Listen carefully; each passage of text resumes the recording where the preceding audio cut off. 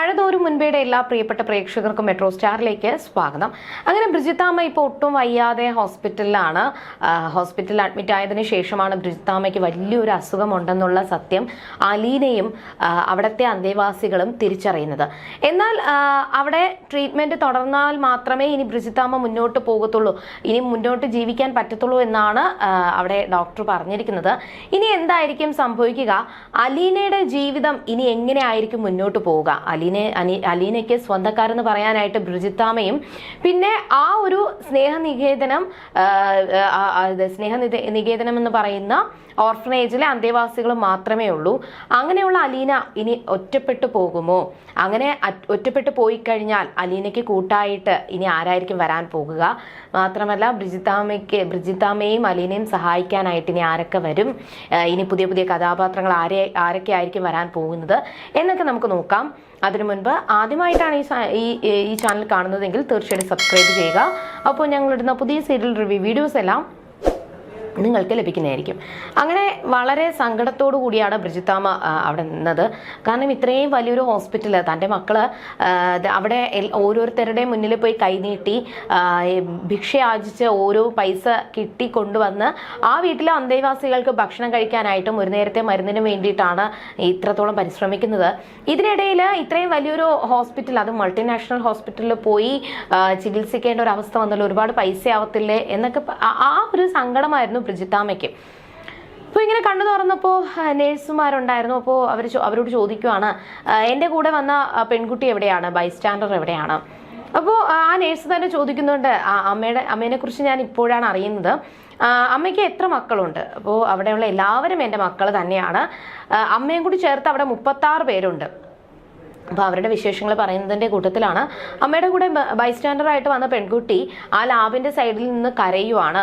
എന്താണെന്ന് അറിയത്തില്ല, എന്തോ സങ്കടമുണ്ട്, പൊട്ടി പൊട്ടി കരയുവാണെന്ന് ആ നേഴ്സ് പറഞ്ഞു.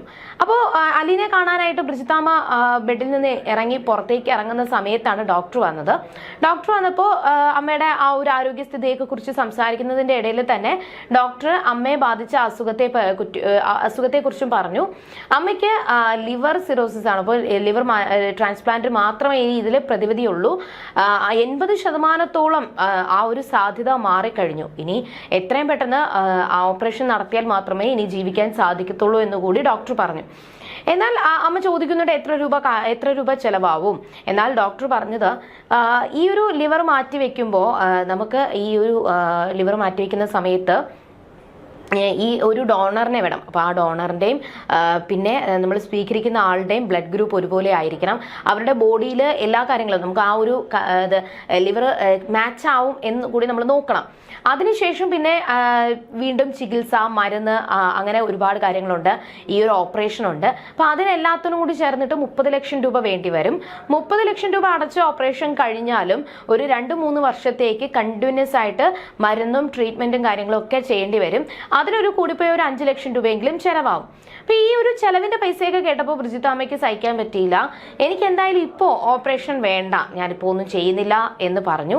അങ്ങനെ തിരികെ ഡോക്ടർ ഡിസ്ചാർജ് ഒക്കെ എഴുതി കൊടുത്ത് ബ്രിജിത്താമ്മയും എല്ലാവരും കൂടി ചേർന്ന് അലീനയും കൂടി ചേർന്ന് തിരികെ വീട്ടിലോട്ട് പോകുവാണ്. അതായത് അവരുടെ വീടായ സ്നേഹനികേതനത്തിലോട്ട് പോകുവാണ്. അപ്പോൾ അവിടെ എത്തിയപ്പോൾ തന്നെ എല്ലാവരും ബ്രിജിത്താമ്മയെ കാത്ത് എല്ലാവരും അവിടെ ഉണ്ട്. കാരണം അമ്മയാണ് അവിടെ എല്ലാവരുടെയും ഒരു ദൈവം എന്ന് പറയുന്നത്. അമ്മയാണ് അവർക്ക് എല്ലാം. അമ്മ ഒന്ന് മാറി നിന്ന് കഴിഞ്ഞാൽ അവിടെ അവർക്ക് എല്ലാവർക്കും സങ്കടമായിരിക്കും.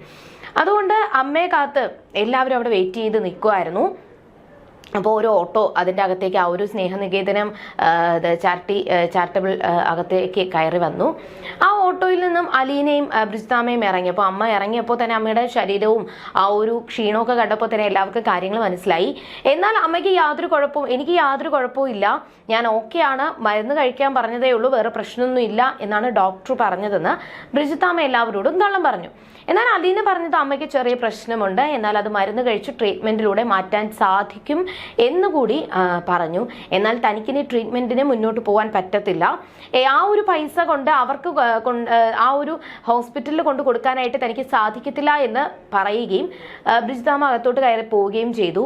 എന്നാൽ അലീനയ്ക്ക് നല്ല സങ്കടമുണ്ട്, അമ്മയെ എങ്ങനെ രക്ഷിക്കും, ഇത്രയും രൂപ എവിടെ നിന്ന് ഞാൻ കണ്ടുപിടിക്കും ഇത്രയും രൂപ കണ്ടുപിടിച്ച് അമ്മേനെ എങ്ങനെ രക്ഷിക്കുമെന്നുള്ളൊരു സങ്കടം അലീനയുടെ മനസ്സിലുണ്ടായിരുന്നു. അങ്ങനെ ആ ഹോസ്പിറ്റൽ ബില്ലെല്ലാം അമ്മ ചെക്ക് ചെയ്തപ്പോൾ 12,000 രൂപയാണ് ഹോസ്പിറ്റലിൽ ചെലവായത്. അതിനെപ്പറ്റി അമ്മ തന്നെ അലീനയെയും പിന്നെ അവിടുത്തെ അലീനയ്ക്കൊപ്പം ഉണ്ടായിരുന്ന ഒരു പെൺകുട്ടിയെയും വഴക്ക് പറഞ്ഞു. ഞാനെങ്ങാനും മരിച്ചുപോയി കഴിഞ്ഞാൽ എന്ത് ചെയ്യും നിങ്ങൾ? അതുകൊണ്ട് ഈ ഒരു ഓപ്പറേഷൻ ചെയ്തു കഴിഞ്ഞാൽ ഞാൻ ജീവിക്കണമെന്നില്ല, ആയുസ് കുറച്ചല്ലേ ഉള്ളൂ, ആ ആയുസ് കഴിയുമ്പോഴത്തേക്ക് ഞാൻ മരിച്ചു പോകത്തില്ലേ എന്ന് അലീനയുടെ മുഖത്ത് നോക്കി ബ്രിജിത്താമ്മ പറഞ്ഞു. എന്നാൽ അത് അലീനയ്ക്ക് സഹിക്കാൻ പറ്റുന്നതായിരുന്നില്ല. തങ്ങളുടെ എല്ലാവരുടെയും മമ്മി തന്നെയാണ് ബ്രിജിത്താമ്മ എന്ന് പറയുന്നത്. അപ്പോൾ ബ്രിജിത്താമ്മയ്ക്ക് എന്തെങ്കിലും പറ്റിക്കഴിഞ്ഞാൽ അത് തനിക്ക് സഹിക്കാൻ പറ്റുന്നതായിരിക്കത്തില്ല എന്ന് കൂടി അലീന പറഞ്ഞു. അങ്ങനെ ആ ഒരു സംസാരമൊക്കെ കഴിഞ്ഞു. പിറ്റേ ദിവസം രാവിലെ തന്നെ അലീന അവിടെയുള്ള അന്തേവാസികൾക്ക് ഒരുപാട് പേർക്ക് വയ്യായികയുണ്ട്.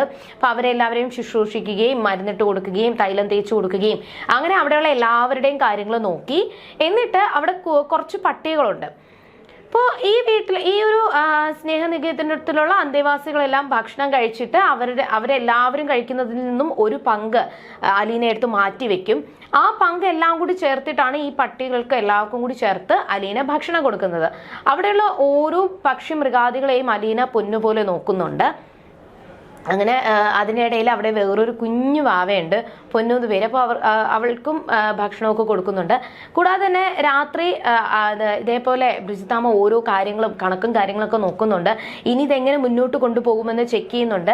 ആ സമയത്ത് അലീന അകത്തേക്ക് വരികയും അലീനയ്ക്കൊപ്പം തന്നെ തൻ്റെ സഹോദരി എന്ന് പറയുന്ന പെൺകുട്ടിയും അവിടെ ഉണ്ടായിരുന്നു. ബ്രിജിത്താമ്മ അവരോടായിട്ട് കുറച്ച് കാര്യങ്ങൾ സംസാരിക്കണമെന്ന് ആവശ്യപ്പെട്ടു. എന്താ കാര്യമെന്ന് ചോദിച്ചപ്പോൾ അലീന ചോദിക്കുന്നുണ്ട്, എന്താ മമ്മി കാര്യം പറ, കുഴപ്പമില്ല മമ്മി പറഞ്ഞോളൂ. ഇവിടെ ഇത്രയും നാൾ ഞാൻ ഇവിടെ ഉണ്ടായിരുന്നു, പക്ഷെ ഏത് നേരം വേണമെങ്കിലും നമുക്ക് എന്തും സംഭവിക്കാം. അതുകൊണ്ട് ഇവിടെ ഉള്ള അന്തേവാസികൾക്ക് എപ്പോഴും ഇവിടെ തന്നെ താമസിക്കാൻ പറ്റണമെന്നില്ല. എത്രയും പെട്ടെന്ന് എല്ലാവരെയും ഇവിടെ നിന്ന് മാറ്റണം. ഇവിടെ 36, അതായത് എന്നെയും നിങ്ങളെല്ലാവരെയും കൂടി കൂട്ടി 36 അന്തേവാസികളുണ്ട്. അതിൽ 35 പേരെ ഇവിടെ നിന്ന് എത്രയും പെട്ടെന്ന് മാറ്റണം എന്ന് ബ്രിജിത്താമ്മ അലീനയോട് പറഞ്ഞു. പക്ഷേ എന്തുകൊണ്ട് മമ്മി അങ്ങനെ പറഞ്ഞു എന്ന് അലീനയ്ക്ക് അറിയത്തില്ല. അലീന അത് ചോദിച്ചു, പക്ഷെ മമ്മി അത് പറഞ്ഞില്ല. എന്നാൽ എത്രയും പെട്ടെന്ന് മാറ്റണമെന്നും ഈ ഒരു പ്രശ്നം സോൾവ് ചെയ്യണം, മാത്രമല്ല ഞാൻ ഇല്ലാണ്ട് പോയാലും ഇവിടെ ആരെയും നീ അനാഥരാക്കരുത്, എല്ലാവരെയും നീ പൊന്നുപോലെ നോക്കണമെന്നും അലീനയോട് ബ്രിജിത്താമ്മ പറഞ്ഞു. അവിടെ വെച്ച് ഇന്നത്തെ എപ്പിസോഡ് അവസാനിക്കുവാണ്. എന്നാൽ ഇപ്പോഴും അലീനയെയും അലീനയുടെ അവിടെയുള്ള അന്തേവാസികളെയും ബ്രിജിത്താമ്മയും ചുറ്റിപ്പറ്റിയാണ് ഈ കഥ ഇനി ഉള്ള ഓരോ എപ്പിസോഡുകളിലും കടന്നു പോകുന്നത്. ഇനി പുതിയ പുതിയ കഥാപാത്രങ്ങൾ വരും, അലീനയുടെ കഥാനായകൻ വരും. ഇനി ആ ഒരു എപ്പിസോഡുകൾ ഇനി വരുന്ന ദിവസങ്ങളിൽ നമുക്ക് കാണാം. അതുവരേക്കും ബൈ.